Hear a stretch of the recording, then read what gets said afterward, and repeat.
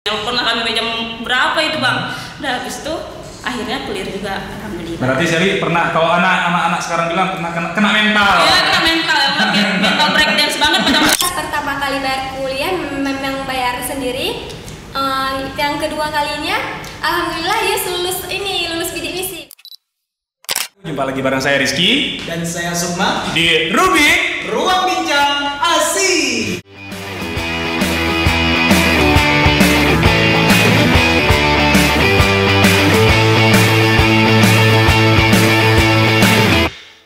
Oke, ngomong-ngomong masalah Rubik ya Sukma ya. Kemarin kita sudah launching untuk episode pertama Rubik dan alhamdulillah antusias masyarakat ya, saya kelibet jadinya.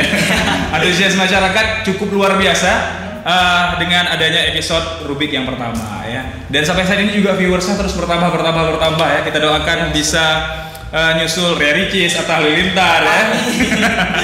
Dan menyusul channel-channel lainnya pastinya. Oke teman-teman, kemarin di episode pertama kita sudah mengundang dua orang narasumber yang cukup luar biasa, yaitu ada Ibu Almutia Gandhi ya kemarin ya, beliau sekretaris jurusan KPI dan juga salah seorang mahasiswa yang berprestasi, salah seorang ya. Ngomong-ngomong masalah prestasi, kali ini kita mengundang narasumber yang cukup banyak menyumbangkan prestasinya untuk KPI. Luar biasa ya nih. Kita mengundang salah dua orang ya. Salah dua orang. Kalau kemarin salah satu, kita mengundang salah dua orang pemateri ataupun narasumber kita pada hari ini ya, di episode kali ini. Langsung aja kita sambut narasumber kita, yakni Sally Novita dan Yusnaini.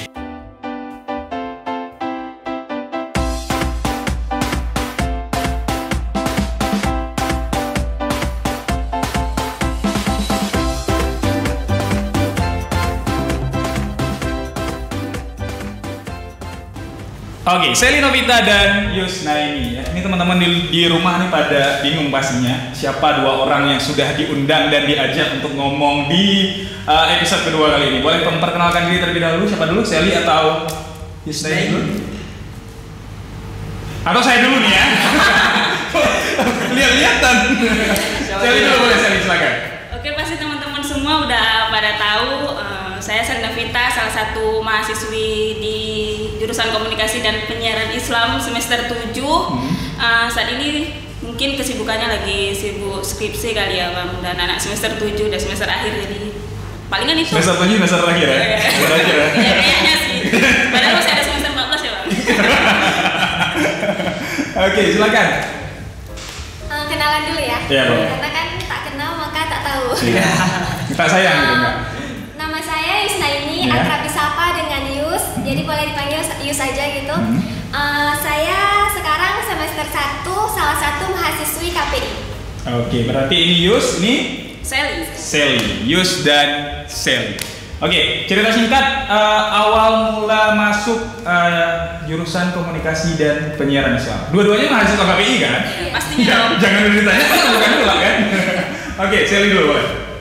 Awalnya tuh nggak nyangka dan nggak kepikiran untuk masuk ke sini tuh karena nggak tahu ya kalau komunikasi penyiaran Islam itu sama dengan ilmu komunikasi. Soalnya pas SBM lalu Sally ngambil di Unsia sama USU ya, jurusan Berarti ilmu komunikasi. Itu Komunikasi SBM. Penyiaran Islam pilihan ke?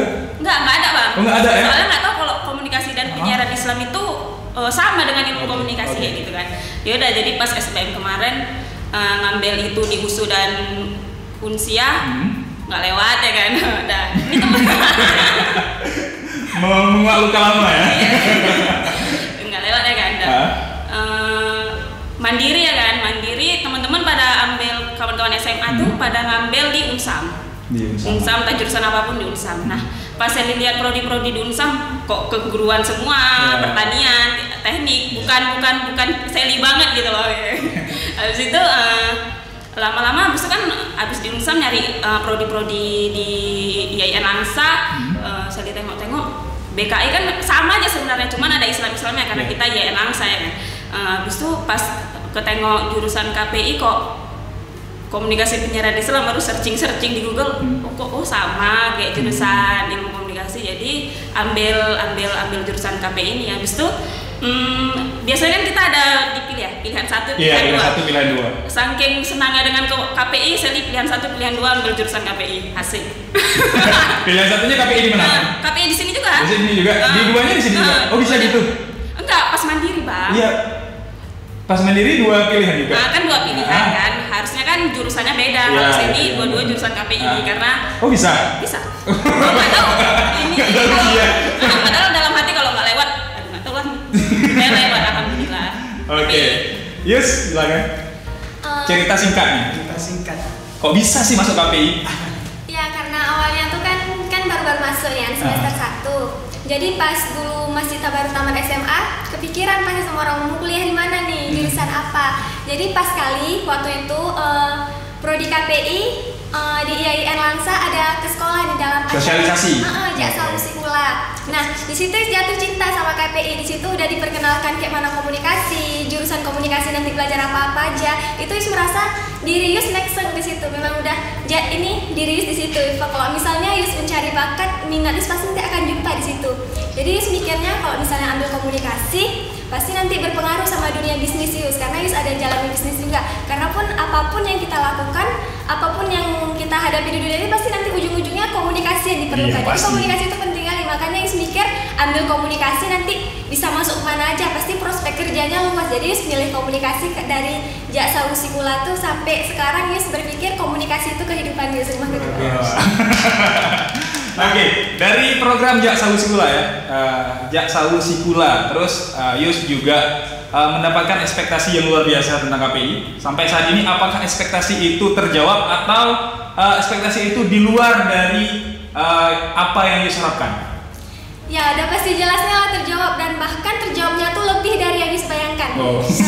Iya, padahal masih semester 1, tapi Yus berpikir bahwa komunikasi itu jawaban dari keinginan-keinginan minat-minat Yus sebelumnya yang Yus belum jumpa bakat Yus di mana.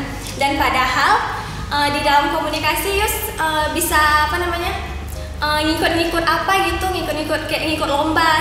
Padahal Yus udah ngikut lomba debat, ngikut lomba-lomba lainnya.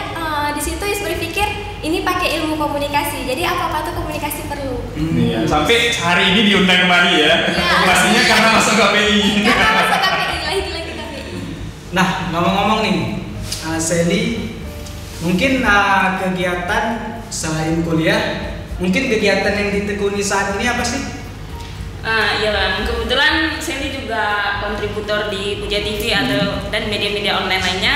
Jadi Sally saat ini kadang meliput kayak gitu Bang, nyari-nyari berita untuk dikirim ke redaksi sana. Nyari beritanya gimana tuh maksudnya? Puja TV berarti Sally dalam bentuk turun ke lapangan mewawancarai dalam bentuk audiovisual dia, bukan sekedar membuat skrip ya? Bukan. Nah jadi apa? Iya Sally ngeliput ke tempat gitu, ngambil gambar, ngambil audiovisual gitu ya, berarti ya kesibukannya gitu aja. Oke, kalau Yus kesibukan sehari-harinya? Kalau Yus sekarang ya, memang bukan sekarang aja, bahkan kemarin dan yang akan kedepannya akan datang juga Yus terus ngelakuin ini. Yus selalu terus mengembangkan hobi Yus. Kebetulan dan memang hobi Yus dalam bidang mendekor, Yus suka menggambar tuh dari kecil. Jadi sampai sekarang alhamdulillah Yus punya usaha kue. Di situ Yus bisa jualan kue, mendekor kue tar, kue ulang tahun, habis itu buat tumpeng, habis itu pokoknya jualan-jualan kue-kue lainnya, intinya di bidang makanan. Nah, dari peluang itu, Yus bisa menghasilkan suatu karya gitu, karya kue gitu, yang bahkan kata orang itu kan memang di dapur kan, kata orang perempuan pada dasarnya dapur, memang pada dasarnya dapur, tapi alangkah lebih baiknya yang dapur kita ini dapat menghasilkan sebuah karya yang dapat untuk mengembangkan diri kita. Nah, Yus sudah dapatkan itu, dan alhamdulillah dari situ juga ada penghasilannya, dan kan hobi Yus juga di situ kan. Jadi kayak mana ya, percayalah akan sangat menyenangkan apabila hobi kita dibayar. Pasti ya, kayak kita nih ngomong-ngomong nih kan hobinya ngomong tapi dibayar. Semoga invoice-nya cepat turun. Oke. Ngomong-ngomong tentang kesibukan Sally ya sebagai seorang kontributor ya. Bisa dibilang jurnalis juga berarti ya. Bisa dibilang jurnalis di salah satu TV swasta gitu. kenapa memilih jalan menjadi jurnalis? Banyak nih kerjaan lain nih, anak KPI banyak banget kerjaan yang bisa ditekuni, mulai dari jadi humas, jadi protokoler gitu kan. Kenapa jurnalis? Kalau dibilang kenapa nggak tahu ya Bang, karena kayaknya jalannya ke situ. Jadi kalau boleh cerita sedikit mengenai ini, awalnya saya masuk pers kampus, abang tahu kan, dan Zobiah News gitu kan. Nah, salah satu UKM ya, UKM di kampus. Habis itu pada saat itu sampai sekarang sih masih membina Pak Bahtiar. Mungkin beliau melihat tulisan saya yang padahal biasa aja ya. Yang menurut beliau bagus. Menurut beliau bagus, padahal menurut saya biasa aja. Habis itu ditawarin untuk menulis di media temannya. Pada saat itu belum punya TV, Freelance News namanya, di Perlak, media online di Perlak. Setelah itu, jadi kan saya ini meliput baru-baru awal dong Bang, masih semangatnya sampai sekarang pun. Dan setelah itu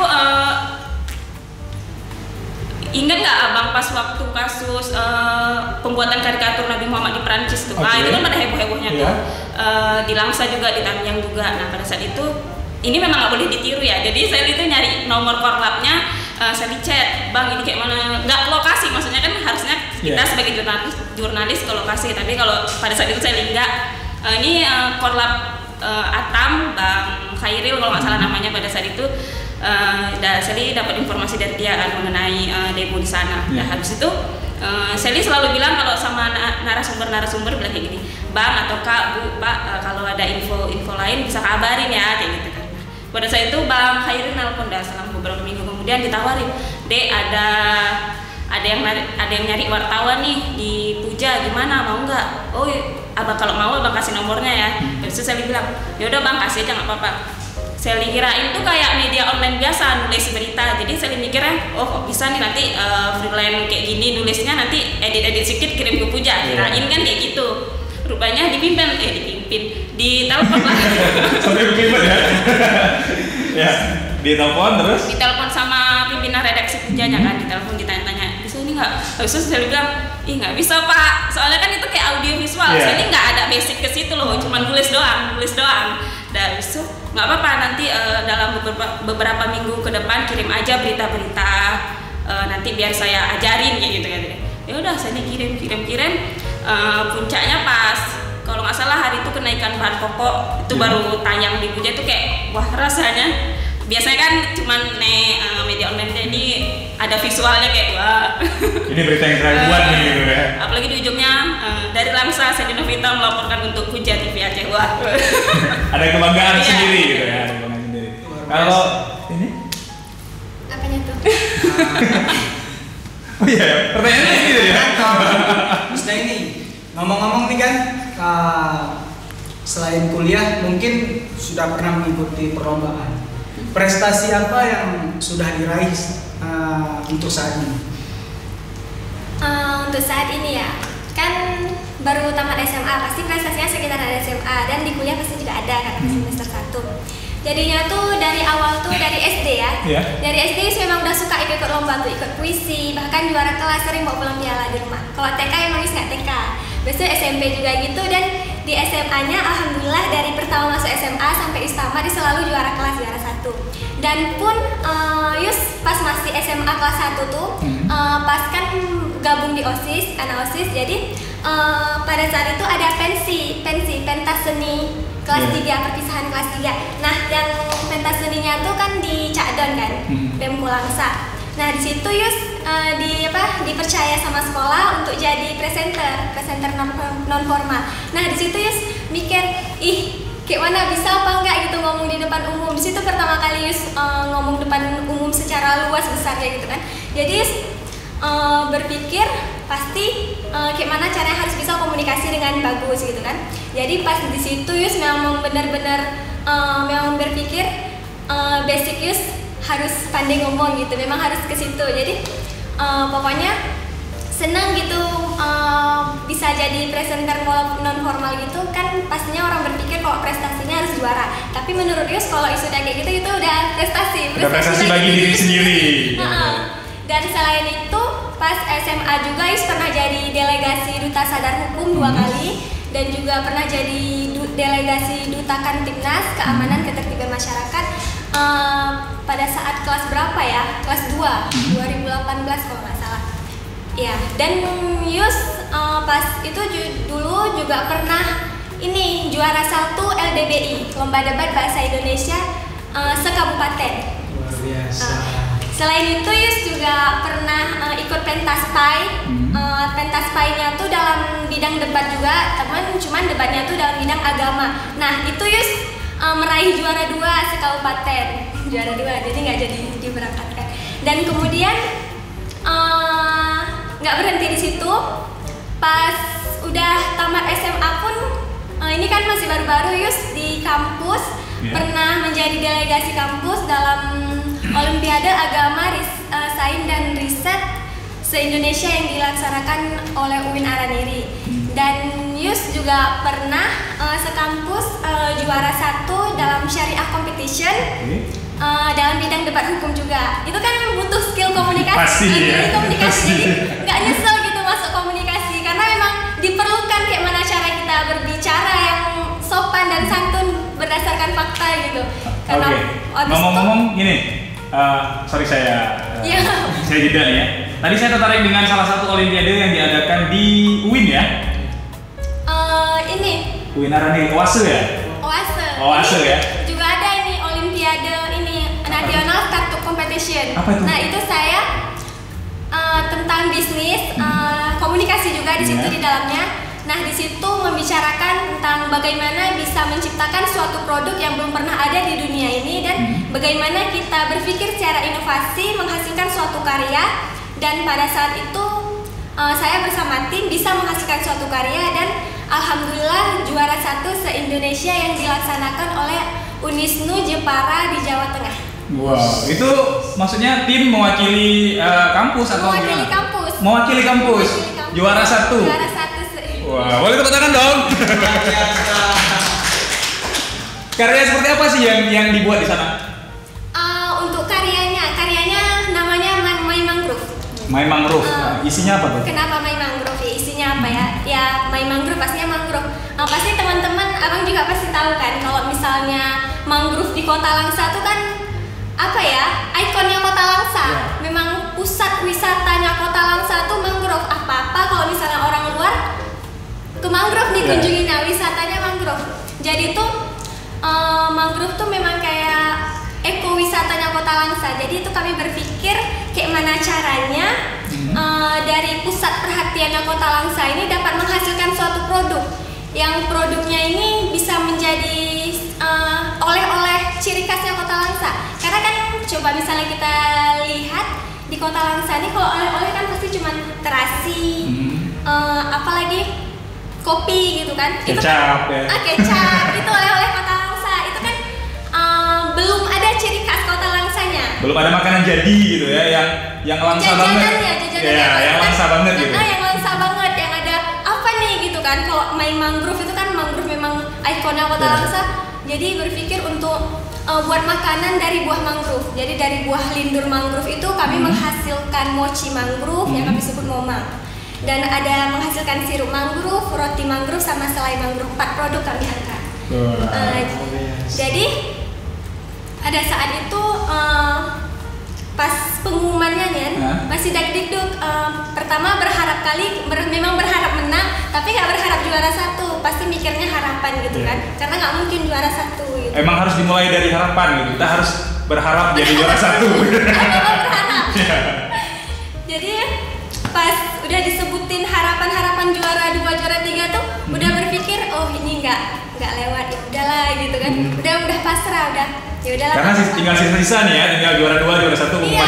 Dan asumsi di kepala nggak mungkin juara 2, juara 1 juga gitu kan. Iya benar, pasti kayak gitu. Dan abis itu juga mikirnya dari jam 10 sampai jam 12 nunggu pengumuman dari melalui Zoom meeting. Jadi udah sampai jam 12 tuh ya udahlah, udah nggak apa-apa, nggak usah lihat lagi. Rupanya alhamdulillah memang usaha nggak mengkhianati hasilan, terbayar semua. Tiba-tiba IAIN Langsa juara 1, bangga kali di situ. Masih semester 1 tapi sudah menyumbangkan prestasi yang cukup luar biasa ya teman-teman ya. Memang karena Iya, karena pasti. Gimana ya, karena pun mangrove pernah menjadi bernago nasional dalam ajang pesona Indonesia di Jakarta kan. Iya. Jadi kan sangat Masya Allah. Luar biasa prestasi yang diraih Yusna ini ya. Nah, setelah kita dengar pengalaman Yusna ini, prestasinya begitu banyak. Sally menjadi seorang jurnalis. Tentunya dalam sehari-hari menjadi berita pasti ada pengalaman yang buruk saat menjadi jurnalis. Gimana sih? Pengalaman yang nggak enak gitu yang pengalaman yang pernah dialami selama jadi jurnalis apa? Ngomongin pengalaman banyak ya Bang. Pasti banyak. Tapi kayaknya biasa-biasa aja mungkin. Agak sombong gitu ya. Pengalaman banyak. Enggak, maksudnya pengalaman yang buruk-buruk gitu. Kayaknya nggak terlalu buruk, cuman ya buruk juga kalau di jalan pada saat itu ya Bang. Mungkin kalau di sini wartawan kayaknya dipandang sebelah mata nggak sih Bang? Kayak misalnya wartawan tuh. Apaan tuh? Wartawan tuh kayak lebih agak gimana gitu ya? Lah mungkin ya kayak kalau para narasumber di Gempa ini harus ada duitnya nih. Padahal kan kita cuma mencari informasi ya Bang ya. Nah pada suatu kali. Terkesan suka malah gitu. Ya suka malah. Kesan di luar. Kesan di luar. Padahal enggak. Dan kan gara-gara itu jadi narasumber yang saya hubungi ini kayak harus ada duit nih. Kadang di chat tuh Bang, kalau misalnya mau janjian tuh nggak langsung jumpa, Bu maaf tapi saya nggak ada uang sakunya kayak gitu sampai Allah. Sally merasa kayak, padahal nggak nyari duit loh, nyari informasi. Ibu berarti tadi ya? Ya ibu, kalau di luar panggil ibu Mbak. Ya udah habis itu pernah pada suatu kali mungkin kan Sally jurnalis baru, wartawan baru ya Bang. Mungkin dalam menyampaikan informasi ada yang kurang. Jadi memang salah Sally sih. Ini terkait anggaran dana-dana ini sensitif ya Bang. Jadi Sally memberitakan itu tentang, mungkin Abang tahu yang rumah teras itu di mana? Lok Bani ya? Iya, di salah satu desa di Kota Langsa. Di Kota Langsa lah ya. Nah, di situ dipermasalahkan di media-media online tuh udah diresmikan, cuman nggak dipergunakan. Okay. Nah, jadi Sally dari redaksi disuruh liput itu kan. Nah, udah Sally tanya-tanyain sama pihak-pihak terkait gitu. Nah, udah diupload nih ke Puja TV ya kan. Habis itu yang bersangkutan nelpon, "Loh Dek, kok kayak gini kan?" Aduh. Kan kacau nih, nggak pernah terjadi kayak gitu. Jadi Sally panik dong. Nggak pernah terjadi komplain ya? Nggak pernah terjadi komplain. Panik apanya nih? Supaya dananya salah sumber Bang. Oke. Nah habis itu panik, nelpon udah malam tuh kan Bang, nelpon pimpinan redaksinya, "Pak kalau misalnya di take down aja kayak mana kayak gini gitu kan." Nggak bisa, kalau berita yang udah tayang nggak bisa di take down. Kalau mau sebagai narasumber dia mempunyai hak jawab lagi Bang. Kalau di ini kan, kalau di mengklarifikasi lah. Mengklarifikasi kan, punya hak jawab kayak gitu.